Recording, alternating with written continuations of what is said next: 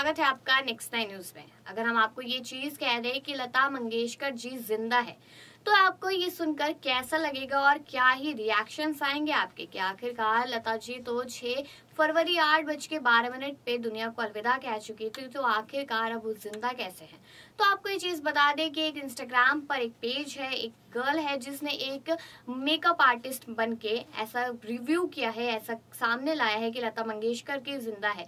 30 second में वो तैयार हो गई लता मंगेशकर जी की तरह, जिसको देखकर कोई भी कह सकता है कि लता मंगेशकर जी जिंदा है।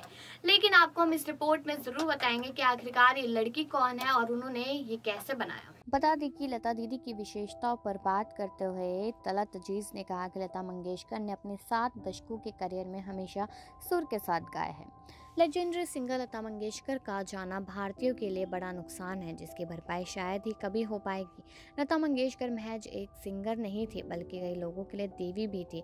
लता मंगेशकर के जाने के बाद कई लोगों की जिंदगी में एक अजीब सा खालीपन आ चुका है। अब लता दीदी हमारे बीच नहीं, लेकिन उनसे जुड़े कई किस्से कहानियां हमारे दिलों में उन्हें हमेशा जिंदा रखेंगे। लेजेंडरी सिंगर को याद करते हुए एक प्रोग्राम में तुम मुझे भूल ना पाओगे में सिंगर तलत अजीज ने भी लता दीदी से जुड़ी कई बातें शेयर की हैं। बताते चले कि तलत अजीज कहते हैं कि उन्हें पहली बार फन बाजार 1982 के जरिए लता मंगेशकर के साथ गाना रिकॉर्ड करने का मौका मिला था। उस समय वो काफ़ी नर्वस थे। उन्होंने कहा, मैं काफ़ी छोटा था जब मैंने लता जी के साथ अपना पहला गाना रिकॉर्ड किया। मैंने अपना एल्बम रिकॉर्ड किया था, लेकिन यह रिलीज़ नहीं हुआ था। लता जी के साथ रिकॉर्ड करना पड़ता था। उन दिनों रिकॉर्डिंग लाइव हुआ करती थी और एक गलती की वजह से पूरी रिकॉर्डिंग खराब हो जाती थी। आगे बात करते हुए उन्होंने कहा कि मैं बहुत घबराया हुआ था। ऐसे में लता जी ने ही मुझसे कहा, तुम घबरा क्यों रहे हो, तुम अच्छा गाते हो। इस सादगी के साथ मैंने उनसे पूछा कि आपने मुझे कब सुना। इस पर लता जी कहती है कि वो दूरदर्शन में कार्यक्रम आता है आरोही, मैंने उसमें आपको गाते हुए सुना था। तलत कहते हैं कि उस समय वो लता मंगेशकर नहीं थी, बल्कि एक युवा सिंगर को प्रोत्साहित करने वाली बुजुर्ग थी। तलत ने पहली बार 1982 में लता मंगेशकर के साथ रात है या बारात फूलों की गाना गाया था। लता दीदी की विशेषताओं पर बात करते हुए तलत अजीज ने कहा कि लता मंगेशकर ने अपने 7 दशकों के करियर में हमेशा सुर के साथ गाया है। आज तक कभी ऐसा नहीं हुआ जब उनके सुरों कहीं हिले हो। तलत बताते हैं कि वो जितनी अच्छी सिंगर थी, उतनी ही अच्छी इंसान भी थी। तलत कहते हैं कि वो इतनी बड़ी सिंगर होकर भी बेहद साधारण तरीके से रहती थी। उनमें ज़रा सा भी घमंड नहीं था। महान गायिका होकर भी वो घर पर गाने की रिहर्सल करती थी। इसके अलावा हर किसी की मदद के लिए भी हाजिर रहती थी। तलत अजीज की बातों से साफ है कि हमने लता मंगेशकर के रूप में वो हीरा खोया है, जिसे दोबारा पाना अब एक सपना बनकर रह गया है। लेकिन अब इन सब बातों के साथ साथ लता मंगेशकर की जिंदगी के बारे में जुड़े कुछ और किस्से जान लेते हैं। बता दें कि आपको लता मंगेशकर भारत की सबसे प्रतिष्ठित प्राच्य गायिका है, जिन्होंने कई फिल्मी और गैर फिल्मी यादगार गीत गाए हैं। दुनिया भर में उनके करोड़ों प्रशंसक हैं जो लता को मां सरस्वती का अवतार मानते हैं। लता ने 1000 से ज़्यादा हिंदी फिल्मों में गीत गाए हैं। मुख्यतः उन्होंने हिंदी, मराठी और बंगाली में गाने गाए हैं। वह 36 से ज़्यादा भाषाओं में गीत गा चुकी थी और अपने आप में एक कीर्तिमान है। लता मंगेशकर का जन्म 28 सितंबर 1929 को इंदौर में हुआ, जो कि मध्य प्रदेश में स्थित है। वे पंडित दीनानाथ मंगेशकर और शेवंती की बड़ी बेटी है। लता के पिता पंडित दीनानाथ मंगेशकर एक मराठी संगीतकार, शास्त्रीय गायक और थिएटर एक्टर थे, जबकि मां गुजराती थी। शेवंती उनकी दूसरी पत्नी थी। उनकी पहली पत्नी का नाम नर्मदा था, जिनकी मृत्यु के बाद दीनानाथ ने नर्मदा की छोटी बहन शेवंती को अपनी जीवन संगिनी बनाया। पंडित दीनानाथ का सरनेम हार्डीकर था, जिसे बदलकर उन्होंने मंगेशकर कर दिया। वे गोवा में मंगेशी के रहने वाले थे और इसके आधार पर उन्होंने अपना नया सरनेम चुना था। लता के जन्म के समय उनका नाम हेमा रखा गया था, जिसे बदलकर लता कर दिया गया। यह नाम दीनानाथ को अपने नाटक भावबंधन के एक महिला किरदार लतिका के नाम से सूझा।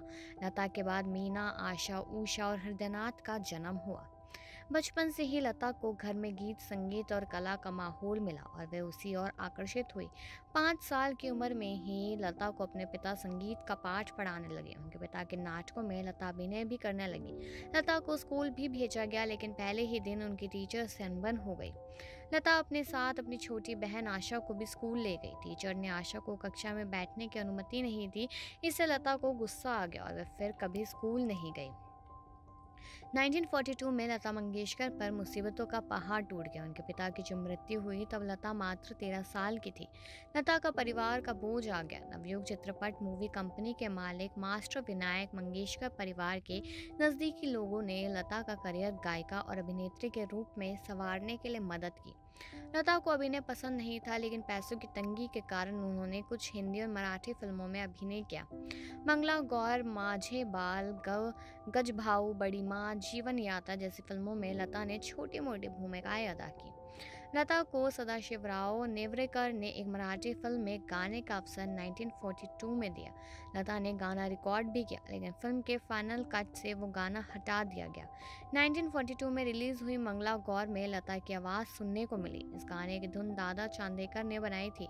1943 में प्रदर्शित मराठी फिल्म गजाभाऊ में लता ने हिंदी गाना माता एक सपूत की दुनिया बदलते तू गाया था। 1945 में लता मंगेशकर मुंबई शिफ्ट हो गई और इसके बाद उनका करियर आकार लेने लगा। वहां पर उन्होंने भिंडी बाजार घराना के उस्ताद अमन अली खान से भारतीय शास्त्रीय संगीत सीखना शुरू किया।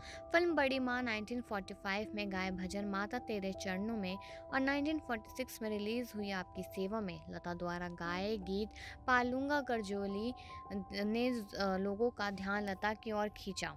वसंत देसाई और गुलाम हैदर जैसे संगीतकारों के संपर्क में लता आई, उनका करियर निखरने लगा। लता के गुलाम हैदर मेंटर बन गए। वे लता को दिग्गज फिल्म निर्माता शशधर मुखर्जी के पास ले गए, जो उस समय शहीद 1948 नामक फिल्म बना रहे थे। हैदर ने लता को लेने की सिफारिश मुखर्जी से की। लता को सुनने के बाद मुखर्जी ने यह कहते हुए लता को लेने से इनकार कर दिया कि लता की आवाज़ बहुत पतली है। इससे हैदर भड़क गए। वे लता की प्रतिभा को पहचान चुके थे। उन्होंने कहा कि आने वाले दिनों में लता छा जाएगी और ये सारे निर्माता निर्देशक लता के चरणों में गिरकर लता से अपनी फिल्मों में गाने की मिन्नत करेंगे। गुलाम हैदर ने लता से मजबूर 1948 में गीत दिल मेरा तोड़ा मुझे कहीं का ना छोड़ा गवाया है। यह गीत लता का पहला हिट माना जा सकता है। गुलाम हैदर ने लता में जो प्रतिभा देखी थी उसका जिक्र अक्सर लता करती रही है। लता के अनुसार गुलाम हैदर उनके सही मायनों में गॉडफादर थे और उन्हें लता की प्रतिभा में पूरा विश्वास था। लता जब प्रायश्चित गायन के क्षेत्र में अपना करियर बना रही थी तब नूरजहां, शमशाद बेगम जैसी गायिकाओं का बोलबाला था। लता पर भी इन गायिकाओं का प्रभाव था और वे उसे शैली में गाती थी।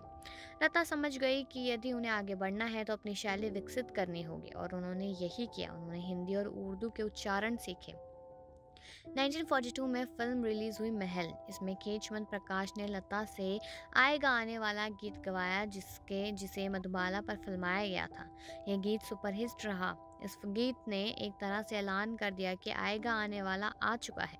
यह गीत लता के बेहतरीन गीतों में से एक माना जाता है और आज भी सुना जाता है। इस गीत की कामयाबी के बाद लता ने फिर पीछे मुड़कर नहीं देखा। 1950 से 70 का दौर भारतीय संगीत फिल्म के लिए बेहतरीन माना जाता है, जब एक से एक बढ़कर गायक, संगीतकार, गीतकार और फिल्म मेकर थे। सबने मिलकर बेहतरीन फिल्में और संगीत रचा और लता मंगेशकर के स्वरों में ढलकर एक से बढ़कर एक गीत सुनने को मिला। वहीं पर इन संगीतकारों के साथ लता ने उनके यादगार गीत गाए जिनकी लोकप्रियता की कोई सीमा नहीं रही। लता की आवाज़ का माधुर्य आमजन के सिर पर चढ़कर बोला।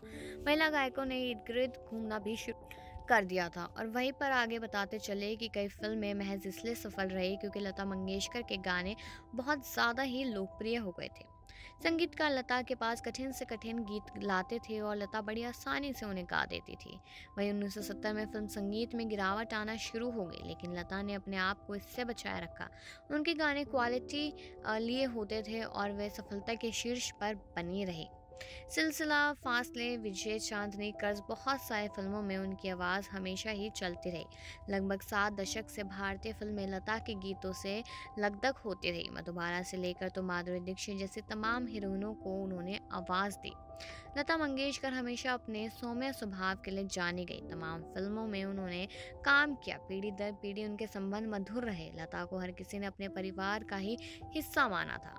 लता मंगेशकर की शादी नहीं हुई, बचपन से ही परिवार का बोझ उन्हें उठाना पड़ा था, इसलिए उन्होंने कभी अपने बारे में सोचा ही नहीं। लेकिन इन सब चीज़ों की वजह से भी वो लगातार इन सब चीज़ों में बनी रही और उसके बावजूद भी उनको काफ़ी कुछ ऊंचाइयां मिली। लेकिन अपने परिवार और बाकी लोगों के साथ उनके संबंध बहुत ही ज़्यादा मधुर थे। वही आपने ये देखा है कि दुनिया भर में कितने सारे मेकअप आर्टिस्ट होते हैं और अलग अलग तरीके के मेकअप करके खुद को दुनिया से अलग भी बना देते हैं। तो यहाँ तो लता जी की बात है, और लता जी तो पूरी दुनिया में एक अलग ही ऐसी रतन थी जो शायद ही मिलेगी। लेकिन इस पोस्टर को, इस मूर्ति को देखकर ऐसा लगता है कि शायद लता जी जिंदा है। लेकिन आपको ये वीडियो कैसी लगी है कमेंट सेक्शन में जरूर बताएं, और बाकी खबरों के लिए देखते रहिए नेक्स्ट 9 न्यूज।